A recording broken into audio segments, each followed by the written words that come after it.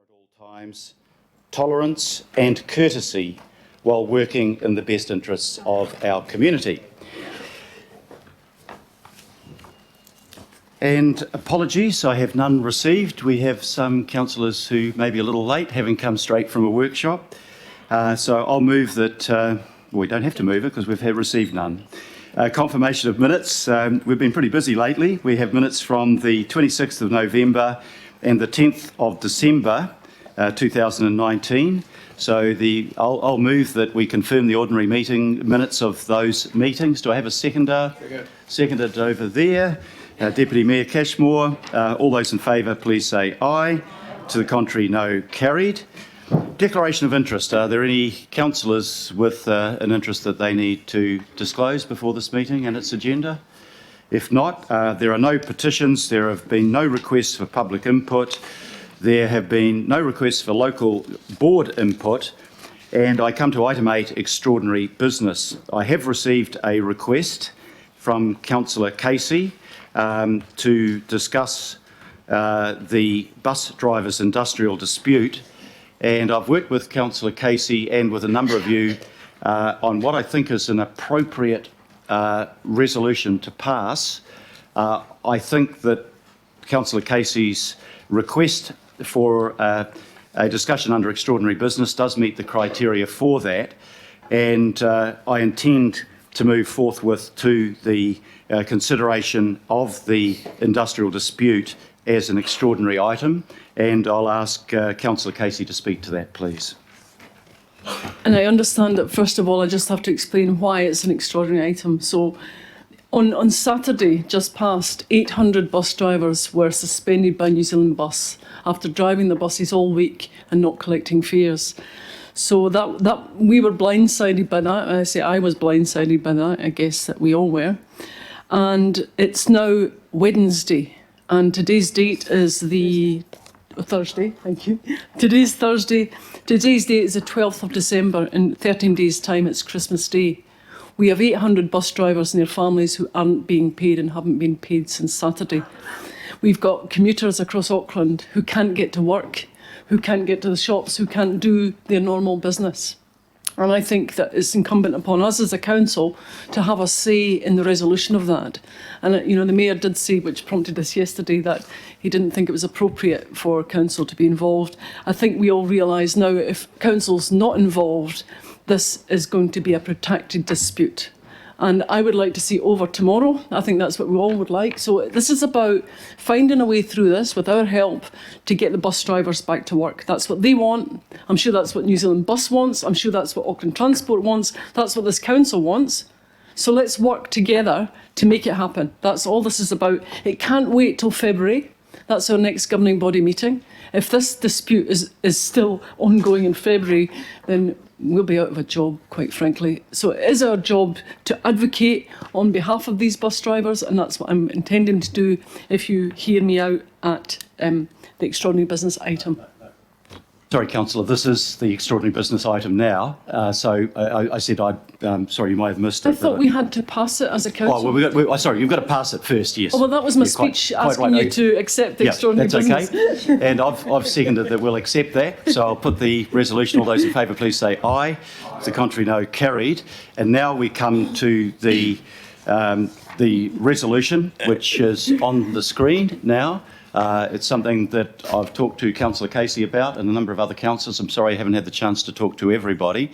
But I think if we deal with this now, I'll ask you to move that recommendation, Councillor Casey, and I'll second it.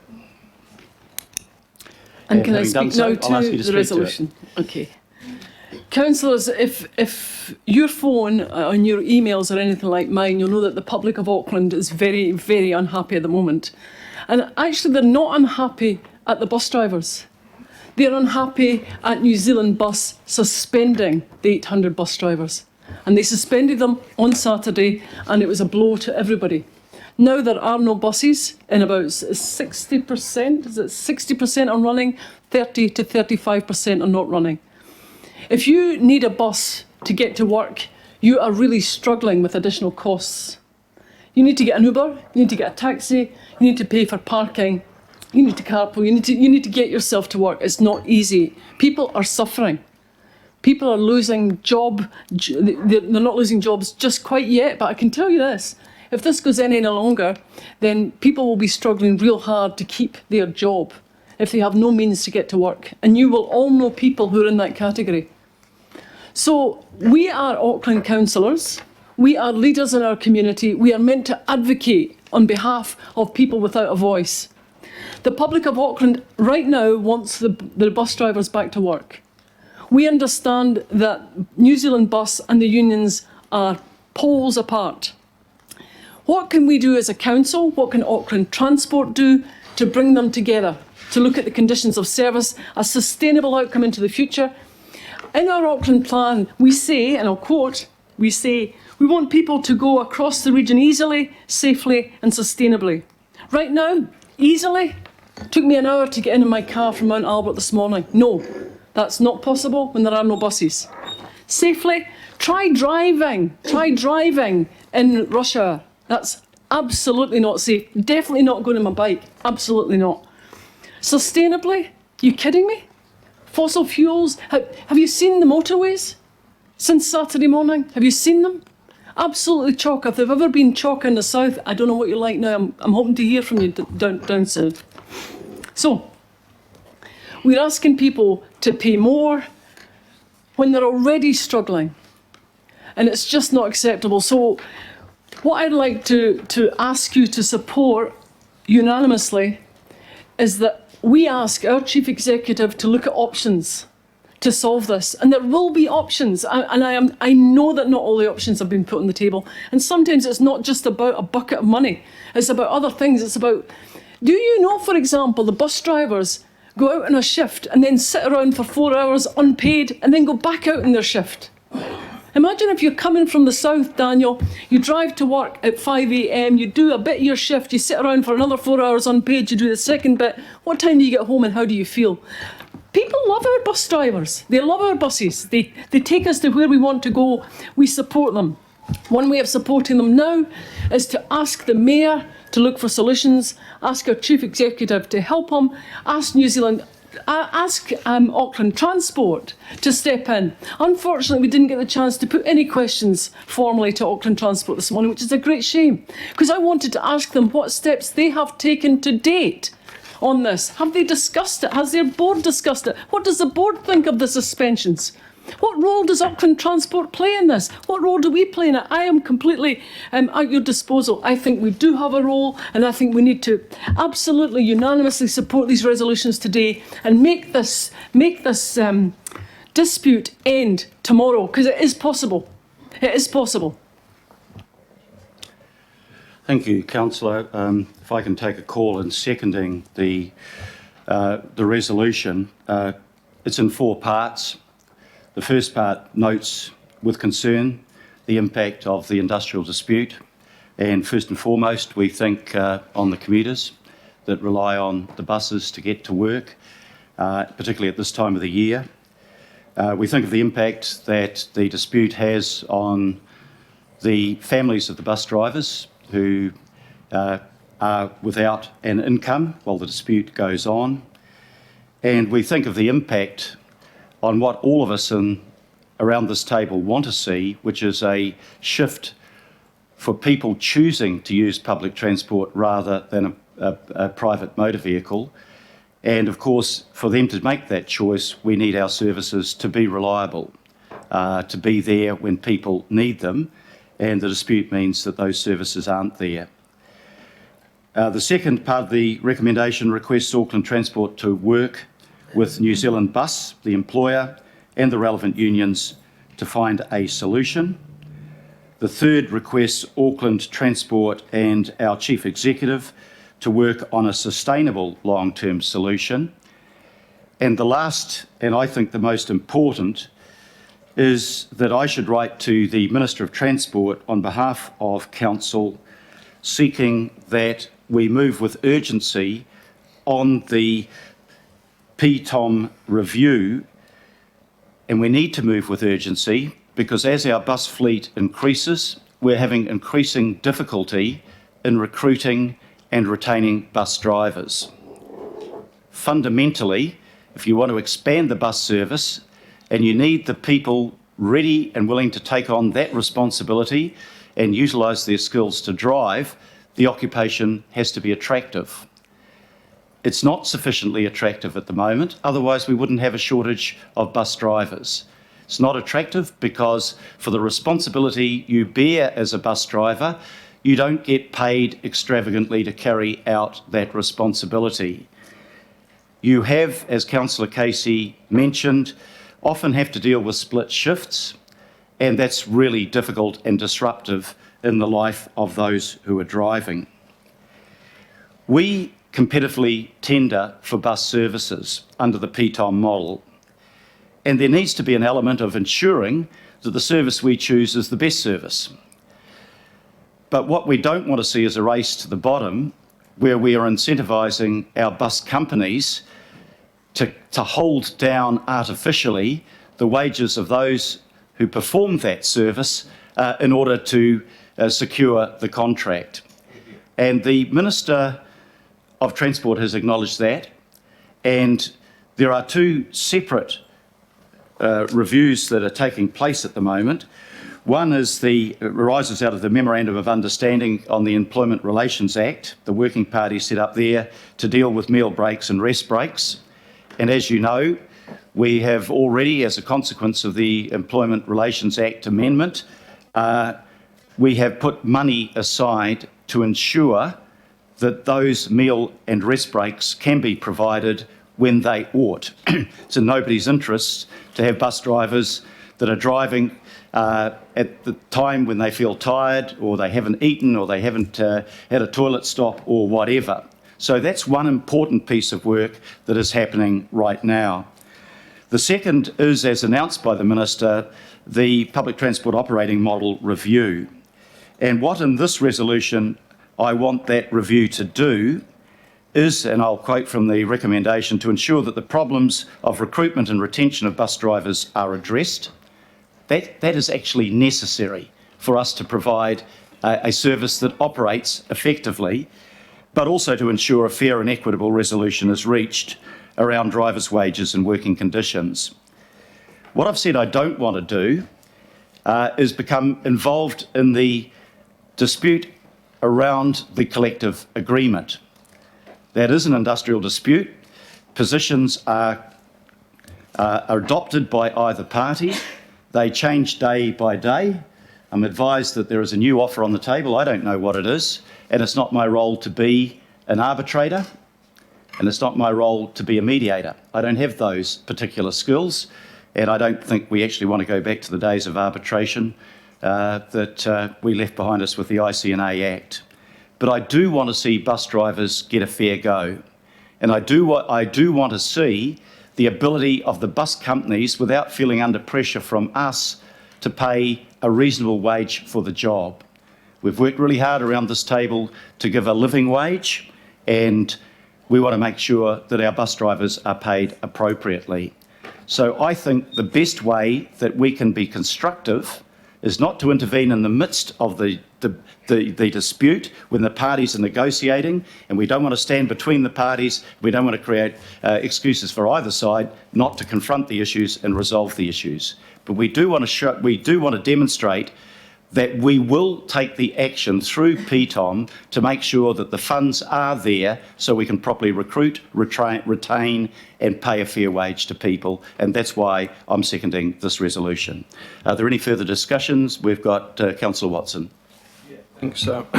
I'll be brief and start by thanking Councillor Casey for putting this forward as an extraordinary item today, because in amongst everything that's been said, well, we do have a situation here which runs the risk of escalating.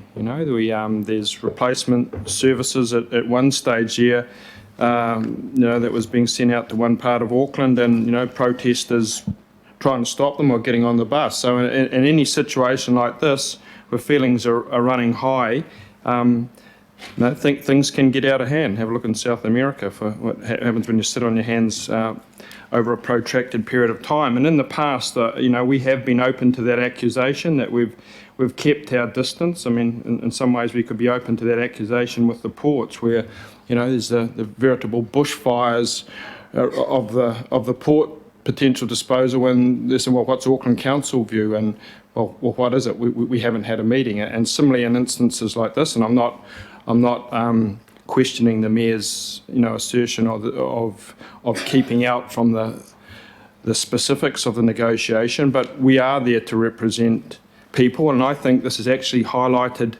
a concern that we've been perhaps overlooking, and that is the human face of the public transport system.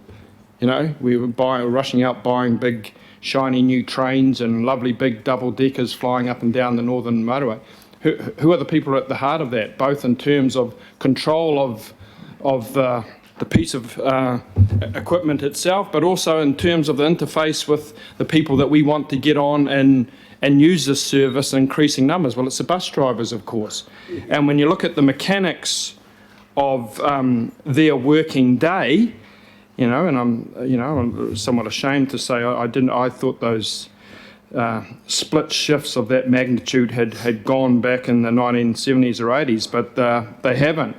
If you just think of what a 12-hour shift means, if you're working from 7 to 7, driving around the streets of Auckland, that's pretty demanding. What do you do in your 4-hour slot, unless you live next door to the bus depot? What, did you sit around the smoko room for 4 hours? Or do you pay or drive or get back home to wherever that might be and then come back again? An additional cost, both in terms of time and monetary expense. So I think there's a fundamental issue there in terms of the way that working day is structured for the bus drivers, and I don't see how that's sustainable. If I'm in a job for 12 hours, we complain about sitting around here for 6 hours. You go home and you're feeling, I've had a hard day, I've been sitting in my seat for 6 hours, and you do feel tired, let's be honest, you do. Well, what's it like if you're 12 hours each day, 5-6 days a week? That's not sustainable, is it? So it's no wonder then they have a problem with recruitment and retention. And if it is a race to the bottom, which that structure, let's face it, a lot of the bidders and tenders of one sort or another, they go to the lowest cost, and we've kind of encouraged that in some respect. That's something that's not going to work over the long term, particularly when we're looking to ignite this wonderful public transport system to all parts of Auckland. So I think in as much as there's the issue here and the immediate issue, and it is a serious issue of large numbers of people who aren't getting any income, and in the most expensive city in New Zealand, I see the drivers make appeals to people to donate to their fund, their strike fund, but I wouldn't have thought that would be overwhelming. So there's a big issue in terms of the immediate concerns for the drivers and their families, going into Christmas. But there's also these bigger issues that go to the long-term sustainability of people working 12-hour split shifts in busy, congested, driving circumstances. So I'll be looking forward to some resolution or some reasonable response to those issues over the course of the next little while as well. But needless to say, I'll be supporting this resolution. Thank you, Councillor. Councillor Richard Hills. Thank you, Mr Mayor, and thank you, Councillor Casey, and I know Councillor Bartley as well did a lot of work on this. I've been really concerned about PTOM for a long time. Myself, Chris Darby and the Mayor have written to the Minister of Transport, the previous Minister of Transport, for a review. The review is underway. The crux of this problem is, if you look at PTOM, in 2011, Cabinet approved the introduction of a new framework for the provision of urban bus and ferry services, known as PTOM. And then you go down pretty fast, and the model will contribute to the government's goal for public transport. That's great. Grow patronage. That's great. But it was developed with two overarching objectives: to grow the commerciality of public transport services and create incentives for services to become fully commercial. Well, we know since 2011 we're actually subsidising public transport at a much higher rate. We're supposed to legally be funding, fares are supposed to collect 50% of the costs, but we know because we don't want to increase fares dramatically, we're now technically breaking the law by funding it 57% by subsidies and 43% by fares. The other thing we want, this is all based on efficiency. Efficiency is good if people aren't involved, and people are involved in this this service. We rely on the people to run this system. I'm supportive of these resolutions, especially the last one. I do not want to sit here and give people false hope that we can fix this issue here, because we cannot legally do that. But my issue is, and we saw it was fantastic that the government asked for the review of PTOM in August 2018, and it was very clear that yes, it has improved the efficiency of the service, but everything about PTOM showed it was worse for drivers' conditions, it was worse for the pay of drivers. The conditions and the way the setup is legally sitting, and the way Auckland Transport has to work with NZTA signing off all those contracts under their model, it means that there is little or no wriggle room for drivers' pay. Where else are you going to find the efficiencies apart from drivers' pay and forcing people to sit in a depot for 5 hours in between shifts? So this has to change, but the model, I would love for us to purchase all the buses, to be honest, and it all be run within the council, but we know potentially that ship has sailed, or there's a long way to go without the government jumping in. Because even the small amounts of additional revenue we're trying to fund Auckland Transport in our last annual budget, and this annual budget, 12 million is basically a percentage on the rates rise already. So I'm really concerned. I'm concerned when I was talking to Auckland Transport over the weekend over this, my concerns for the drivers and their families, and the concerns for retention of drivers and encouraging future drivers, because we know places like Waikiki, others, they're having to cut services at the moment because we cannot keep drivers, we cannot encourage drivers, because drivers know, because they see it in the media, how terrible it is, a lot of the conditions for these drivers who probably love the actual work itself. So I'm concerned that Auckland Transport told me that the review isn't coming back till close to the election. We probably won't have a decision or a change in the PTOM model till after the election. That depends on who's elected as well, I assume, on what changes will come and how you measure the importance on people over efficiency. So I really, really want the Minister of Transport and NZTA to come back to us as soon as possible with significant changes to PTOM and the way we focus the model, because I think the efficiencies for the people on the ground who are catching the buses, I think, is getting much, much better.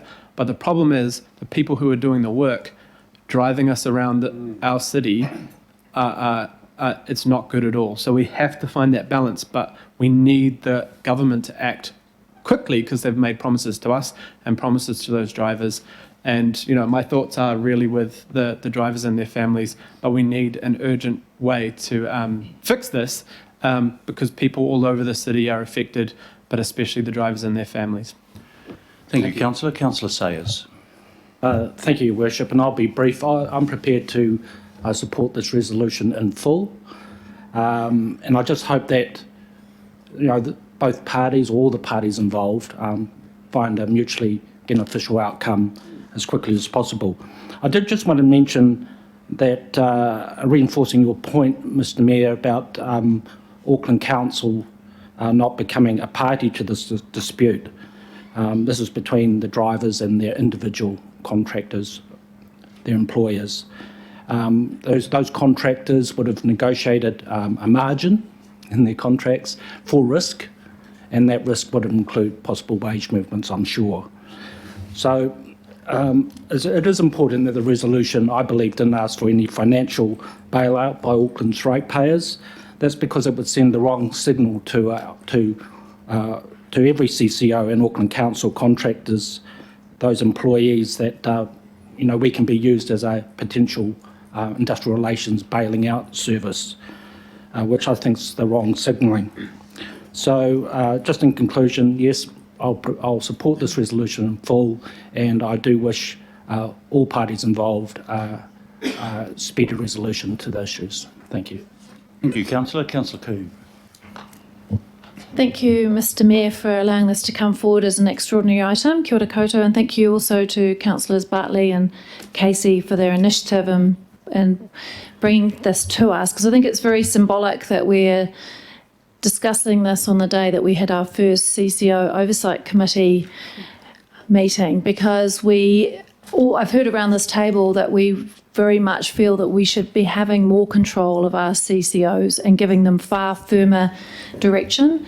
And this is when it is hard, when there is a dispute, and it's where we have the inclination to say, well, that's just a CCO issue and they can get on with it, and we try and remove ourselves from the issue. But this is where we as elected representatives can step up and can give a clear signal that we would like to have a good outcome, and that we acknowledge that there is some serious issues. And I think it was also very symbolic that we heard Wayne Donnelly this morning say that he would like to see the bus companies have professional drivers, because they are the face of our PT, and that we do need to far improve the profession and give them proper training and proper conditions has to fall out of that. And I'm very concerned with what I've heard about the conditions of our drivers, in that it's not safe.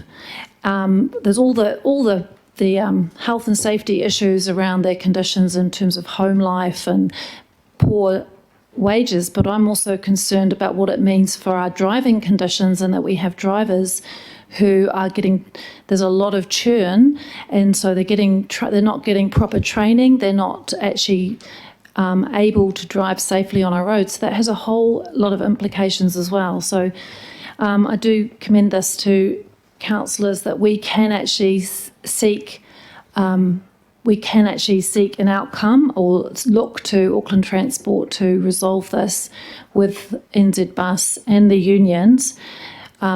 So I think it's good that we're making that request, and also just wanted to make a point that by putting this on the table now and showing that we are committed to a long-term sustainable solution, that will also help with the negotiations, because it means that we are identifying that it's important and that we want to be part of the discussions going forward.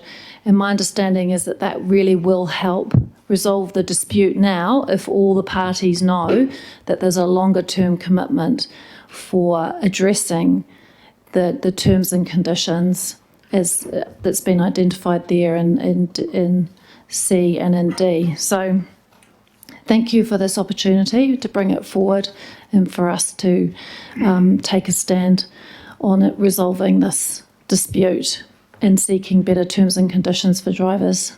Kia ora, thank you. Thank you, Councillor. Councillor Wayne Walker. I just want to commend Councillor Casey for bringing this forward. That's great. Quite obviously we need to address this and address it quickly, but I'm also mindful around the need for a long-term solution and pressure brought to bear on the government around PTOM and the like. And part of the reasoning around that is we're trying to get ever larger numbers of people to use public transport. They're not going to use it if they've got uncertainty that the public transport is not going to be there. And we've heard over the last couple of days that we've got major events happening in Auckland, global events, and I'm anticipating that we want people to use public transport. And no doubt the government is aware of that. So this is a significant issue for us to resolve. And I would hope, Mr. Mayor, that we have regular reporting to us on this issue and how it's being managed, irrespective of whether it's more Auckland Transport than us, but they are a council-controlled organisation. Thank you, Councillor. Councillor Newman. Look, I want to acknowledge Councillor Casey for her firm advocacy on this. I respect the sincerity of the points that she articulates and the solemnity of the moment, given the impact of what is happening. I too will vote for this. There are some ironies here, because actually I think that The first thing to acknowledge about the PTOM model, as Councillor Hills has pointed out, is the drive to commerciality. Well, there are already impacts about that in our city, and they are not evenly spread across the city. There are holes within the network. There are parts of my ward that don't have contracted bus services, let alone bus services that are operated by drivers who are working under unreasonable conditions. So I too agree that there needs to be the review of the PTOM model, but it goes deeper and it's on a more fundamental level than the recruitment and the retention of drivers. They are very important things.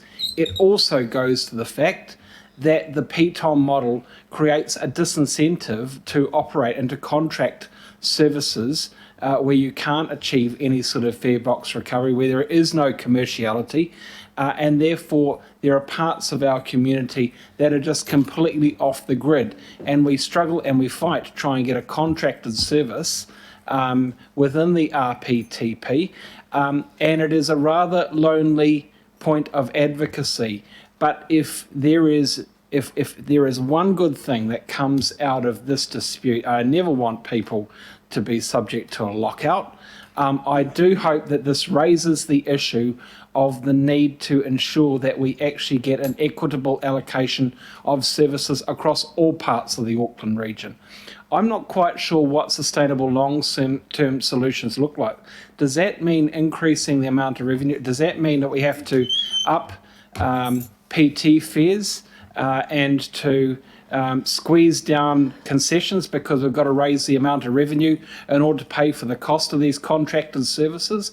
It will be interesting to see what long-term solutions, sustainable long-term solutions, is going to look like. But I do want to say, Your Worship, that I think that the Council, simply by virtue of the commitment that you have put in the Mayor's budget proposal around the living wage, requires a consideration of conditions. This is what's said on the living wage in the proposal. To be the inclusive city, we aspire to, we must look after our low-wage workers, and that we're proud that over the last term of council, those employed directly by council and substantive CCOs now have a living wage to help them properly support their families. My point is that you cannot separate a discussion about wages without addressing the underlying conditions for which people will earn their bread. So it's a fair point. It is a fair point. I don't propose to get into a discussion as an elected member with parties about the conditions within which bus drivers work, but it's impossible to vote for changes around the living wage without reflecting on and considering the conditions within which people will work for that wage. So if you are seconding this resolution, Your Worship, I do think that you need to consider within your proposal the conditions within which people will work, including those who are contracted to provide the services to the ratepayers, including these drivers. But you can speak to that, I'm sure. So I want to thank the Councillor Casey for her resolutions, but I do point out that the PTOM model is not just simply about the conditions for bus drivers. It ought to be about how we close the gaps in the network, because there are people, including my constituents, some of the poorest people in South Auckland, who don't have bus services operating. So the transport deficit is not a new thing, it's a daily thing. And that needs to be addressed, and it won't be addressed by Auckland Transport anytime soon because they simply don't have the operating revenue to contract those services. Thank you, Councillor. Councillor Shane Henderson. Thank you, Mr. Mayor. And I too would like to begin by just acknowledging Councillor Casey and Councillor Bartley for your work on this. I thought it was a lot of hard work in a short amount of time. So thank you for this. I like this resolution. I like this resolution because it not just doesn't just address the actual issue that we've got in front of us and the dispute we've got in front of us, but it also goes toward the structural issues that are driving future disputes of this type. We've had bus services where there are strikes and there are lockouts all over the place for many, many decades, and it indicates that we do have a structural issue that we need to address, and so I'm glad that this is being addressed here. Now, I agree with you, Mr. Mayor, that I don't want to get into the details of this and that while there are negotiations ongoing, but I do have to mention the issue of split shifts because it's something that's very personal and very important to me. I can't imagine what it's like to go out, do a bus route, do a shift, sit around your depot for 3-4 hours plus, go out and do another shift, then come home to find the kids already asleep. That's horrible. That's the sort of thing that we need to look at when we're talking about these structural issues and address them. Around this table, we talk about trying to lift public transport rates and bus rates. Now, that is not just an issue for us in terms of how much we fund and what do we fund, but it's also a marketing exercise. It's also going out to the public and saying that your public transport services are reliable, and they're enjoyable, and they're things that you should do, and you should leave the car at home. Now, I think this resolution gets us back on track with that argument as well. Lastly, I just want to finish up by saying that my heart is with the workers. We've got to get these workers back to work. We've got to get them earning for their families before Christmas. Thank you very much. Thank you, Councillor. Councillor Collins. Thank you, Sir. My comments will be brief. Firstly, Dr. Casey and Councillor Bartley, well done in bringing this to the table. I'm really glad it's before us.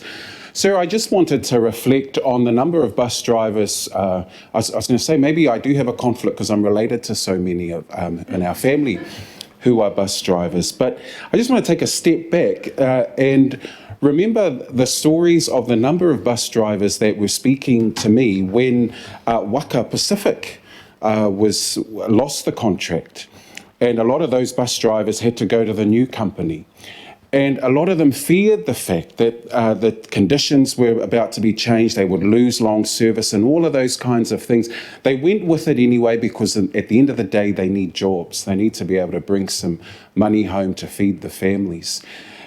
I start to wonder about the pressure and the anxiety that must sit over the heads of these bus drivers today as the same issues reappear, 2-3 years on from the last time the contract was signed for bus services.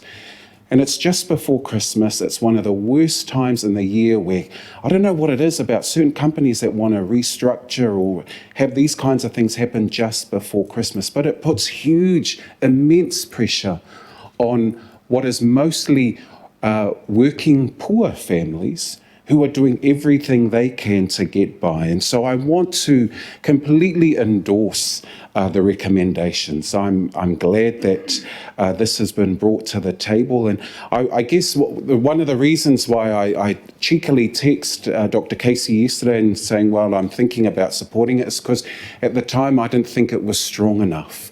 Maybe that goes back to my student association days at Auckland University, where we just sat in the Vice-Chancellor's room for days until he moved. But I want to congratulate you, Mr. Mayor, for endorsing this. I think there's so much that we can do. This is about us getting involved. I don't mean this jokingly, but I know the pressures that the bus drivers are under too, because you know that when they're running a little bit late, and I've held up buses to do my 50-metre dash because the same driver has seen me and I'm 50 metres from the bus stop. That probably held up the bus about 7 minutes. But the point is that the drivers, they're under heaps of pressure. And that's just their driving pressure getting through our traffic. They're under huge pressure when their jobs are on the line. And so this is our way of saying to Auckland Transport, to saying to ourselves, let's get this sorted. And we use the phrase, let's find a way forward. Well, let's do that too. Let's find a way forward that is just and that's fair, so that the bus drivers, so that the companies, so that the commuters of Auckland don't have to go back to their cars. Imagine what our emissions have been like in the last 4 days. 70,000 people alone was the projection that would have been affected on Monday. So if that's been Monday's figures, we're well into the hundreds of thousands now. And so let's get this sorted out for Auckland. Let's go to Christmas knowing that this issue has been sorted fairly and justly. So well done to my colleagues as I look at you across the table. This is why we're here. This is the stuff that should fuel us to act on behalf of all Aucklanders. Thank you. Thank you, Councillor. And finally, Councillor Bartley.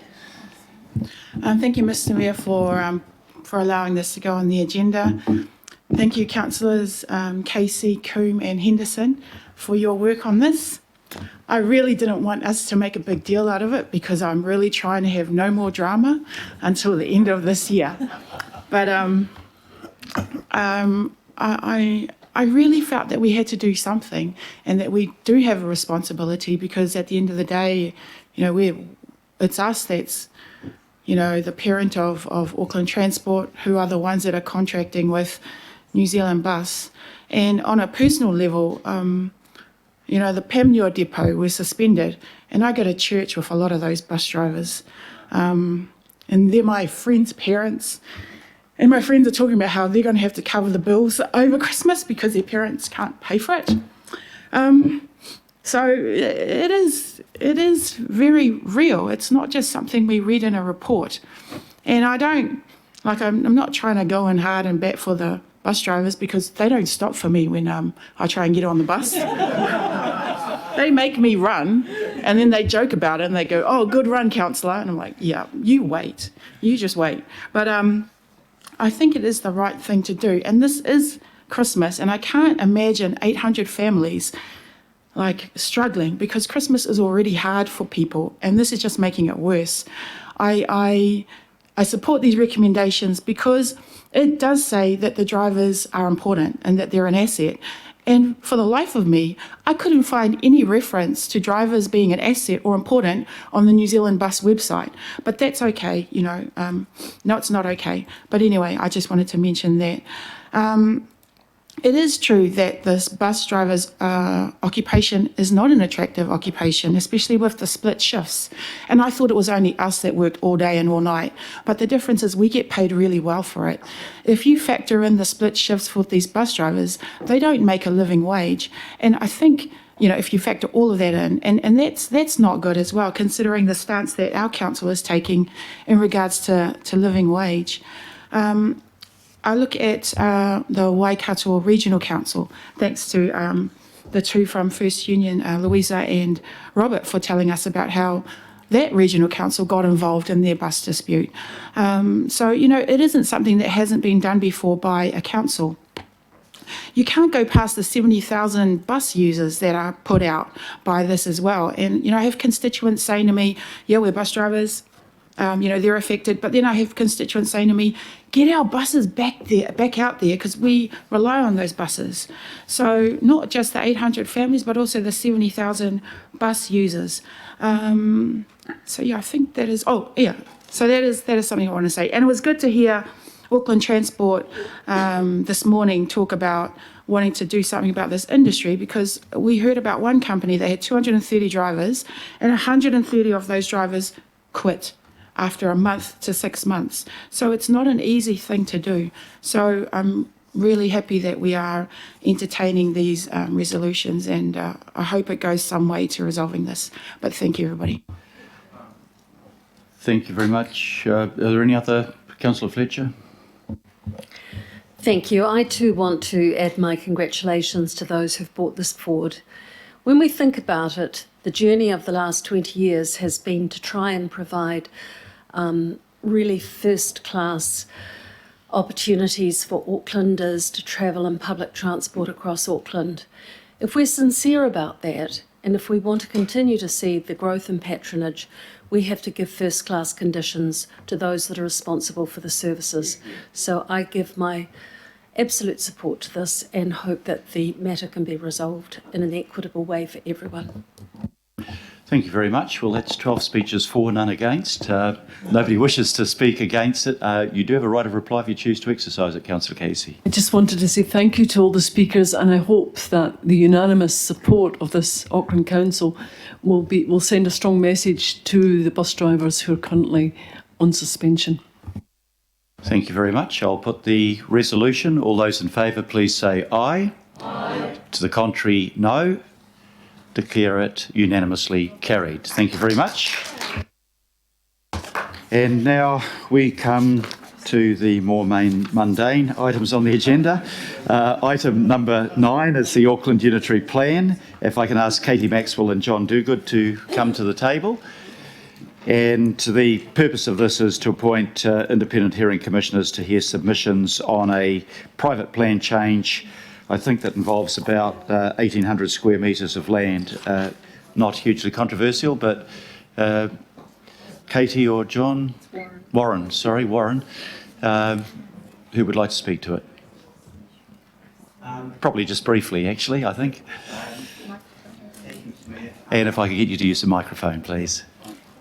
This is a pretty short administrative matter, and it's really to appoint councillors or hearings commissioners for a private plan change at Avondale Jockey Club, and we are looking to be able to appoint those now so that we can be customer focused and have a hearing in February as soon as possible as they wish. Happy to take any questions about it. Thank you very much. I was just going to invite Councillor Cooper to move it. I'm happy to. Councillor Mulholland would like to second it. Very happy for you to do that. It's in your patch, therefore important to you. And did you want to speak further to it, just Councillor that Cooper? normally the regulatory committee has this function. However, as we're having no meetings till February, this needs to be got on. Regulatory committee appoint plan change commissioners. So that's the only irregularity, is just that timing. Yeah.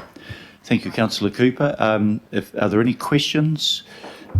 Are there any comments? If not, the motion is to appoint 2 independent commissioners, Janine Bell and Trevor Mackey, and delegate to the Chair of Regulatory to make replacement appointments. So I'll put that resolution.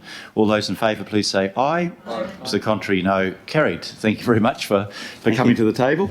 However, briefly, item number 10, if I can ask Warwick McNaughton to come to the table, Auckland Council fees, framework and expenses for appointed members. And this results, I think, from a cabinet decision, but it also allows people to opt out of the full fee and to receive a lesser fee.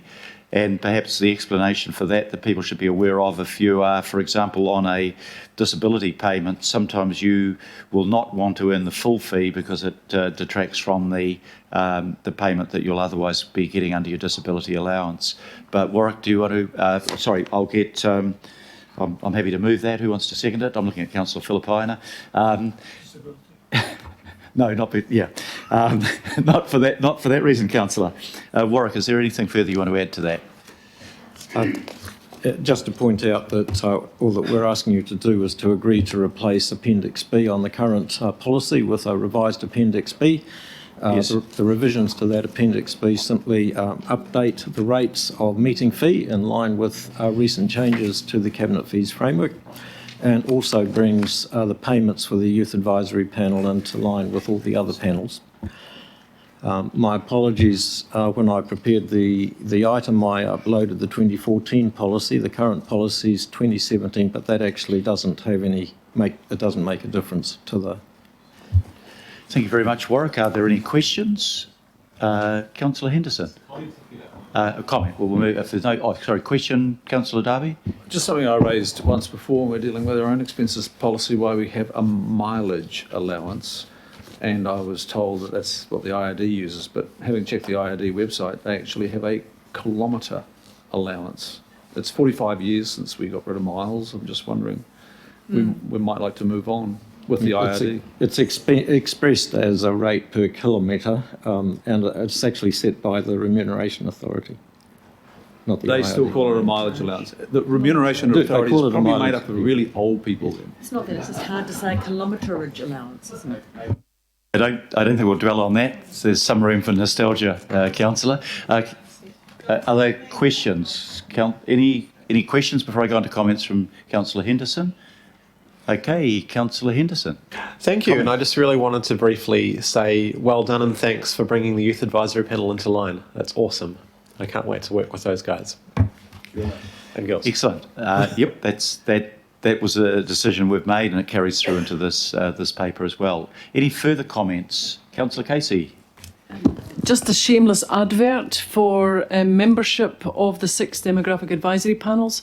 Applications are now open for all 6 and they close on the 12th of January. As you can see, there is remuneration, so it'd really be great if councillors could market it through their own networks. And the heritage. A shameless commercial promotion, but relevant. Okay, no further comments. I'll put the recommendations. All those in favour, please say aye. To the contrary, no. Thank you very much, Warwick. We come to item number 11, and if I can ask Andre Lubade to come to the table. Andre. This is referred from the Audit and Risk Committee. Somebody has moved to my right, Councillor Newman, seconded by Deputy Mayor Cashmore. And Andre, if you'd like to speak to the paper.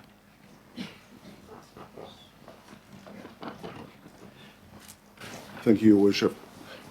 It's really the 2 matters. There's the paper that's been referred to the governing body by the Audit and Risk Committee, and I'm going to assume that that's been read, and I'm certainly very happy to answer questions to the best of my ability, given I've been in the role for 8 days, so I've still got my learner plates on, I'm afraid, but very happy to talk to that. And then there's also the renewal of the triennial policy statement on behalf of the council that we would like the Mayor and Stephen to sign off on. Thank you, Andre. Congratulations on your new position, and we'll remember ourselves to Ollie, your predecessor, who has decided to go for a white Christmas and go back to the United Kingdom, I think. Right, questions first. We start with questions. Or Councillor Sayers. Thank you. I just wondered if there was any wisdom, perhaps just to highlight the duties of the elected members under the Health and Safety and Works Act, just in case not everyone's read it. Sure. That's a very good point for new councillors, because we do have very clear statutory responsibilities and legal responsibilities in this area. Andre. Thank you, Your Worship. The duties of the councillors are very analogous to those that you would ascribe to the duties of a commercial set of directors in a company, and that sort of same level of oversight and due diligence that you would expect of directors apply to councillors. There is some modification given the nature of councillors, but certainly the expectation that councillors maintain a keen oversight around the health and safety of the organisation, and that's satisfied in part through the reporting that we do as officers, but it goes well beyond that. And I know at the last session there was discussion about interventions such as site visits, and I know a number of the councillors have expressed keen interest in matters relating to stress and well-being, and that's the sort of behaviours, if you like, that we would really encourage and welcome, and I certainly would in my role as a sort of vigorous oversight by the councillors of those duties. Councillor Sayers. Thank you very much. It just prompted another follow-on question there, and that's in terms of how we report that. Like typically, I might report that to my CSA and expect that to go onto a register somewhere. So, is there a central register that all ends up in that is centralised, or do we have to keep our own?